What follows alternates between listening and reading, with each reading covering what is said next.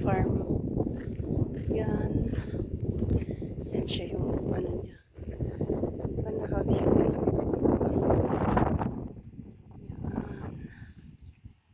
Yan. Yan. Yan.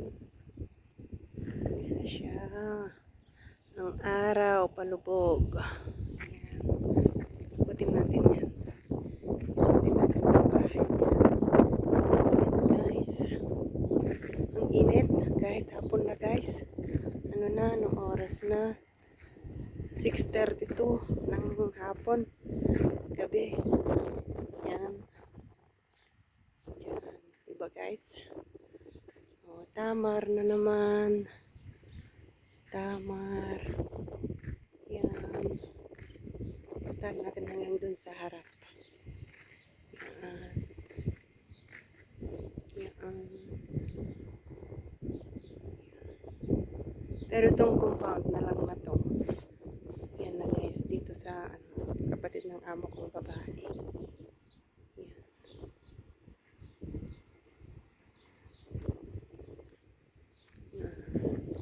Laki-laki pa ng CCTV nila doon. Yan mo sila, wala naman tayong ginagawa. Kinukuhanan lang ng view. Yan siya. Punta pa ba ako dun sa dulo? Sige, puntahan natin sa dulo. Hayaan mong makita tayo ng amo. Yan. Kukuha lang naman tayo ng video.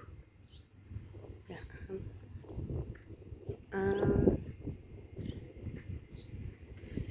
Hanggang dun sa dulo yan guys, yung bakod. Yung pag-aari ng kapatid ng amo kong babae. Yan. Diyan. Diba? Yun yung CCTV nila. Pagkalaki-laki. Yan. Balik tayo.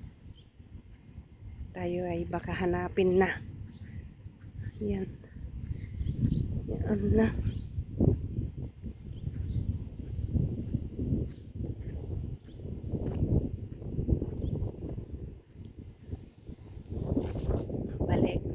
Balik sa dating gawi.